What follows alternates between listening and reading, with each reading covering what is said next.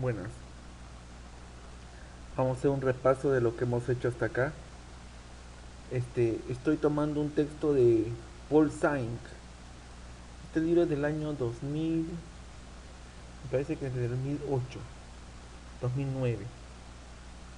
Propiedades de transferencia de calor, acá vemos el calor específico en la ecuación 4.1.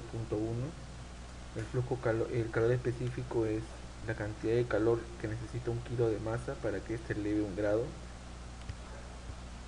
Luego vemos algún repaso histórico. Yo creo que Paul Singh es un poco. Gustavo Barbosa Cánovas es un poco más explícito. Nos relata acá. Sibel fue el primero que propuso un modelo de calor específico en base a la fracción de humedad. Charm ahí utiliza la grasa, los sólidos no grasos y la fracción húmeda. Estamos hablando de la ecuación 4.3. El mismo autor con Hellman propone esta ecuación en la 4.4, donde X es la fracción másica, H es el lado, es la fracción la proporción del lado geométrico. Tenemos ahí los carbohidratos, las proteínas, las grasas, las cenizas, la humedad. Y la propuesta de Chow y Ocos, ¿no? Donde X es la fracción másica para cada componente, la ecuación 4.5, de cual ya nos es familiar. Bien, la tendencia actual ahora es la de utilizar hojas de cálculo. Fíjense en su ejemplo 4.1, dice predecir el calor específico para un modelo alimentario cuya composición es la siguiente: carbohidratos 40%, proteína 20%, grasa 10, ceniza 5, humedad porcentaje respectivamente. Fíjense que acá está la temperatura, aquí están los porcentajes másicos. Finalmente obtiene aquí, en esta parte tiene el calor específico para las sustancias puras. Acá él utiliza sus ecuaciones de Chiho y Ocos, y luego obtiene la multiplicación del agua, la fracción parcial del agua multiplicado por el calor específico puro, y así hasta las cenizas. Luego hace una suma y de esa manera el resultado final 2.342342 kilojoule por kilogramo Celsius es el resultado. La tendencia ahora en todos los textos actuales a partir de 2005 en los ejercicios de ingeniería es que la resolución, aparte que sea a mano, se dé también por hoja de cálculo. Miren la solución, aquí está, ¿no? La solución a mano, 2.14 kJ. Conductividad térmica, pues, la resistencia de calor que logra pasar, logra conducir el material al paso del calor, ¿no? Y aquí tenemos también por suite algunas expresiones como la ecuación 4.7, donde se calcula la conductividad térmica en función de la fracción húmeda. La 4.8 también un suite modificado. Solamente, fíjense que es una ecuación probabilística. Esta ecuación 4.8 solamente, dice acá, es válido para las carnes y los peces, siempre y cuando su temperatura varíe de 0 y 60 Celsius, y siempre y cuando su humedad en base húmeda esté en un rango de 60 a 80%. Entonces, bajo esas condiciones se propone esta ecuación de conductividad térmica. También Sweet propone una ecuación en el año 86, ¿cómo se llama? De carbohidratos, proteínas, fibras, cenizas y fracción húmeda. Y tenemos finalmente uno más avanzado, que es la de Chiho y Ocos en la ecuación 4.10, que justamente se obtiene por la fracción volumétrica. En este texto, X sub I es la fracción másica y Y sub I es la fracción volumétrica. Y la fracción volumétrica lo obtiene mediante esta relación que es conocida ya por nosotros. Bien, la difusividad térmica. La difusividad térmica como ratio entre la conductividad, la densidad y el calor específico. Acá hay una contradicción con el libro que hemos manejado de Ibars. Acá la difusividad térmica está multiplicado por la fracción másica, y en el libro de Ibar, donde hemos calculado, el cálculo se hace por la fracción volumétrica. sin darle la razón uno o quitarle la razón al otro, yo pienso que tanto como la fracción másica o volumétrica se está trabajando con errores, ¿no? Y el error, dado que el resultado es por 10 a la menos 7, es mínimo. Y obviamente la ecuación de Chow y Ocos trabaja con un error porcentual que lo mencionamos en clase de un promedio del 3% con respecto a los valores reales. Entonces perfectamente podemos ir por los dos caminos, pero por definición apoyo apoyo la postura de Ibars y Barbosa Cánovas, en donde la difusividad es multiplicada, la difusividad del producto es multiplicada por la difusividad de cada ponente por su fracción volumétrica. Bien, acá se tiene el cálculo de conductividad térmica. Fíjense ustedes, aquí está la temperatura, acá está la composición del material biológico, acá tenemos el cálculo de la fracción másica versus partido por la densidad, y el cálculo de la fracción volumétrica, ¿no es cierto? Y va a tener así el cálculo de la densidad, ¿no? Acá la densidad lo vemos, no está calculado, no está calculada la densidad, pero sí está calculada la conductividad térmica. Acá está la conductividad térmica parcial de para cada producto, acá nos devuelve la fracción volumétrica, esta es la conductividad térmica para cada sustancia pura, acá está multiplicado por su fracción volumétrica, y de esta manera tenemos que la conductividad térmica es 0.4821 vatios sobre metro por grado Celsius, ¿no? Entonces ya la clase de hoy fue modo de transferencia de calor. Entonces el flujo calórico se define como la masa por el calor específico por la delta de temperatura. Y este calor a la que estamos refiriéndonos es prácticamente la entalpía total. Y esta forma con que el calor atraviesa el sistema se va a dar mediante sus tres mecanismos, ¿no? Aquí lo tenemos, mecanismos de conducción, convección y radiación. Acá nos habla, por ejemplo, de la determinación de constante de calor, es importante en el cálculo para distintos procesos como el calentamiento, como la esterilización, ¿no? Hemos hecho toda una serie de detalles porque es importante tanto para el diseño y el análisis de los procesos. Transferencia de calor de manera conductiva. Lo tenemos acá, ¿no? Acá lo tenemos definido como la ecuación de Fourier, ¿no? Es la ecuación de Fourier donde el calor va a ser igual por el área, la sección del área, no sé si el área aquí podemos verlo, aquí está el área, ¿no? Es la multiplicación de la altura por el largo, las capas que va pasando el calor durante su transporte dentro del sistema, por la diferencia de temperaturas entre T sub 0 y T sub 1, los límites, y partido por el espesor del material. Entonces a todo eso, ya en continuo, en sistema estable, vamos a tener la transferencia de calor a través de una pared.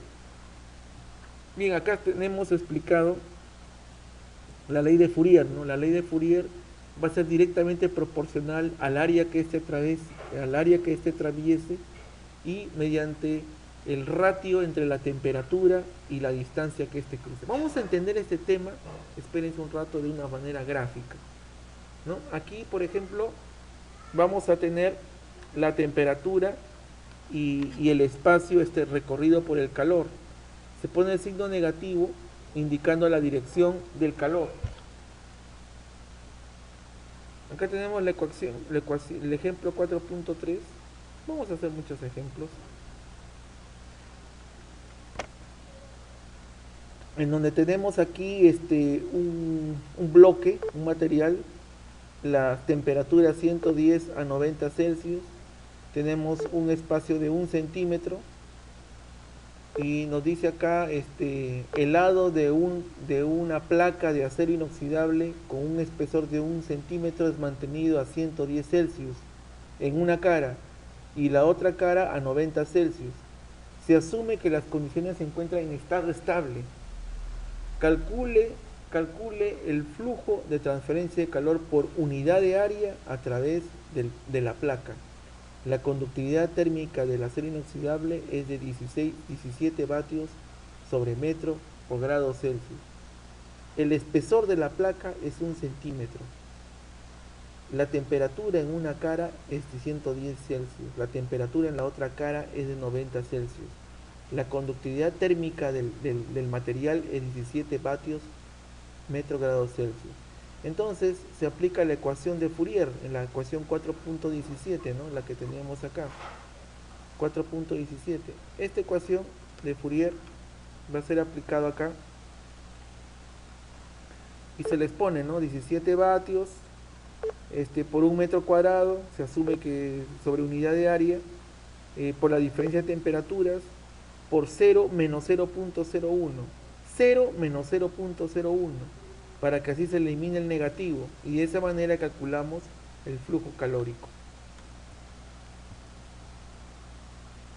Bien, la transferencia de calor convectiva no lo vamos a tocar ahorita, pero miren una idea, ¿no? Esta es la ecuación de enfriamiento de Newton, se llama, es la ley que nos basa en la conductividad, y fíjense que se da justamente en la pared, en la frontera del sistema, y está relacionado con un flujo de fluido, que puede ser el aire o puede ser una corriente que se transmita a través de la frontera.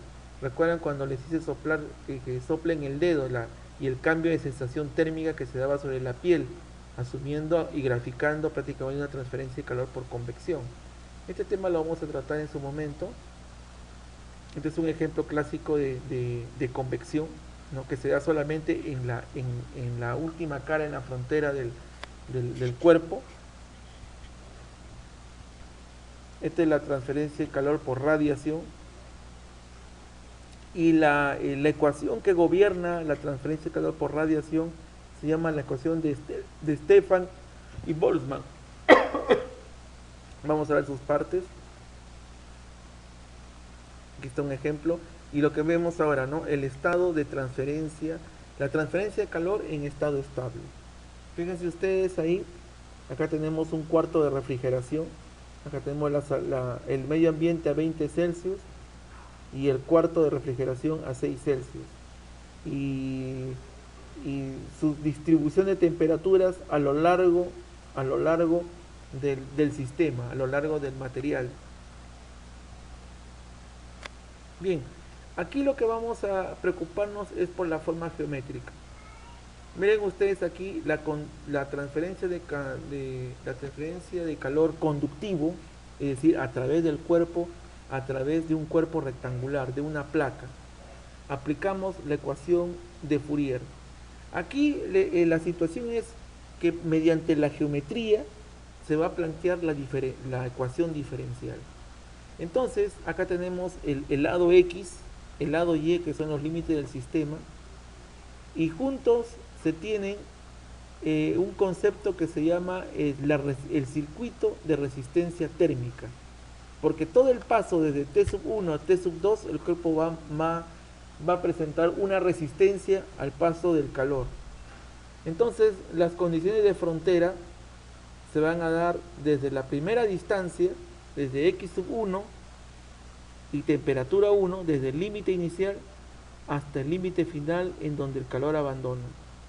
Y mediante ello se modela, ¿no? Por ejemplo, aquí en la ecuación 423 se despeja el espacio recorrido y se despeja la temperatura. En el 4.24 se aplican las ecuaciones, se desarrollan las ecuaciones por los límites de frontera que se ha establecido, y de esa manera se obtiene la temperatura sub 2. Nótense que en esta ecuación, en el desarrollo de esta ecuación, se va a obtener esta expresión, ¿no? Que la temperatura es igual, la temperatura que deja pasar, el material va a ser igual a la temperatura inicial menos el flujo calórico repartido por la conductividad por el área por la multiplicación del espesor del material. Un ratito vamos a ver el concepto de la resistencia térmica. Y para eso vamos a utilizar el concepto de la ley de Ohm, ¿no? La ley de Ohm tiene una referencia que entre el amperaje es igual al voltaje por su resistencia térmica que ésta presenta. Bajo esta perspectiva, nosotros también presentamos lo mismo, ¿no? A partir de la ecuación 4.29 vamos a despejar el flujo calórico, el 4.29. Entonces el flujo calórico va a ser igual a la diferencia de temperaturas sobre la diferencia del espesor partido por la conductividad sobre el área. Lo que tenemos entre corchetes, eso va a ser la definición de la resistencia térmica. Es decir, la resistencia térmica va a ser igual al espacio recorrido partido por la conductividad por el área. Tiene el mismo efecto que en el mundo de la corriente eléctrica. Tiene el mismo efecto, donde el voltaje, por supuesto, sería el espesor, ¿no? Propiamente la corriente sería la conductividad por el área, y la resistencia óhmica ahora lo llamaremos resistencia térmica. Acá vemos un ejemplo del concepto de la resistencia térmica, ¿no es cierto? Aquí vemos un ejemplo, el paso de 110, una cara, 90 Celsius. Tenemos acá una resistencia, tenemos dos cuerpos juntos que generan dos resistencias, y de eso nos vamos a preocupar, ¿no? Eso nos vamos a preocupar. En la parte A, este es el cálculo del flujo calórico obteniendo la resistencia, ¿no? Que tenemos, la resistencia se calcula por la diferencia del espesor del material sobre la conductividad térmica por el área, y la resistencia térmica va a ser igual a la relación entre la temperatura y el flujo calórico. Luego, como yo ya conozco la resistencia, entonces directamente calculo la diferencia de temperaturas y lo divido entre la resistencia, y de esa manera obtengo el flujo calórico. O sea, organizo mejor mi concepto.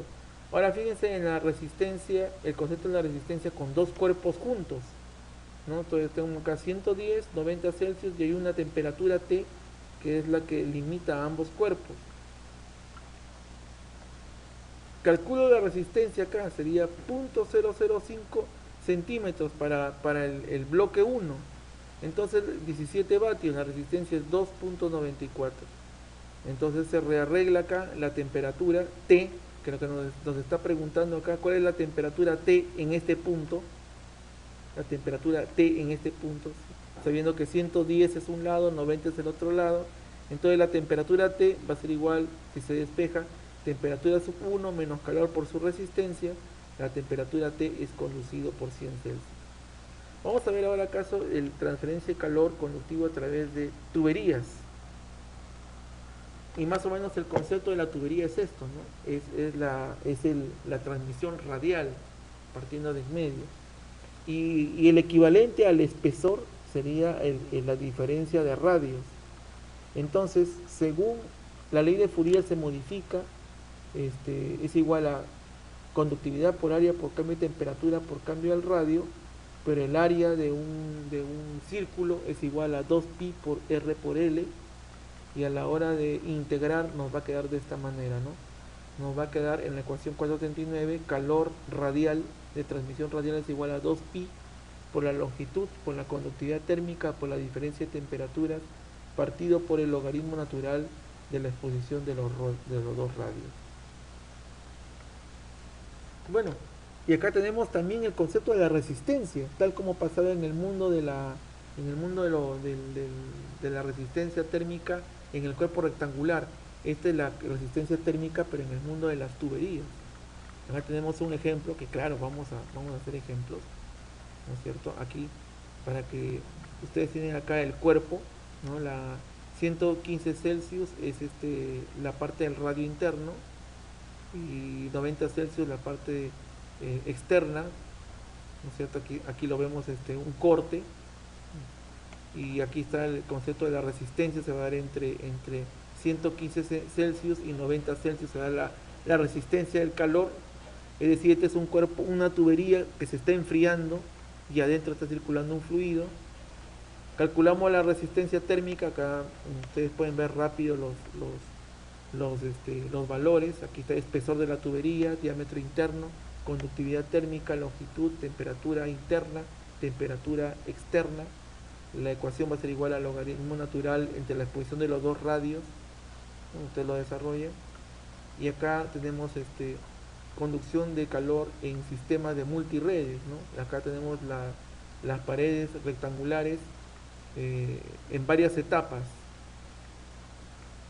Y bueno, eso vamos a hacer la clase el día viernes, ¿no? Aquí están en las tres etapas y más o menos cómo se conceptualiza, ¿no?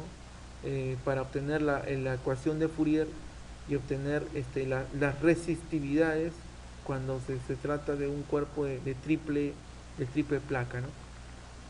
Y así también, ustedes pueden ver acá, y todo lo lleva, ¿no? Al concepto de, todo lo concretiza el concepto de temperatura 2 menos temperatura 1, que son los límites del material, T sub 1 y T sub 2, y, y la resistencia de cada capa, ¿no? Donde la resistencia va a ser igual al espacio de la placa B con su conductividad térmica, más su espacio de la placa C, más el espacio de la placa D. Bueno, y viendo más arriba está esto deducido cuidadosamente. Aquí tenemos el resultado de las resistencias. Acá tenemos otro ejemplo más. Yo les puedo llevar a ustedes para que lo fotocopien, lo estudien. Y bueno, lo que me interesa acá es la tubería compuesta cilíndrica, que también lo vamos a ver, ¿no? Esto es muy importante para el diseño de algunos equipos como posterizadores. Y la diferencia es temperatura sobre la suma de las resistencias, porque son varios tubos concéntricos, como ustedes lo ven acá, ¿no? Entonces aquí viene el concepto de la resistencia. Yo pienso que si la figura es entendida y el concepto es entendido, creo que ya es más fácil deducir, ¿no? Acá vemos el ejemplo 4.9. Yo se los voy a dar, en español, se los voy a dar. Tengo ahí una fotocopia. Pero el viernes no hay fotocopiadora. Vamos a ver la forma como les alcanzo. Y acá está la solución, ¿no? Partiendo de la resistencia concéntrica de los tubos. Bueno, esto es para los nuevos, ¿no? Las personas que ya llevaron ya están familiarizadas con este tipo de problemas, ¿no? Ahora tenemos una tubería de acero inoxidable. También tiene multicapas. Acá tiene otro ejemplo, ¿no? Que espero hacerlo en clases, ¿no? Por lo menos un par de problemas. Bueno, hasta aquí por lo menos.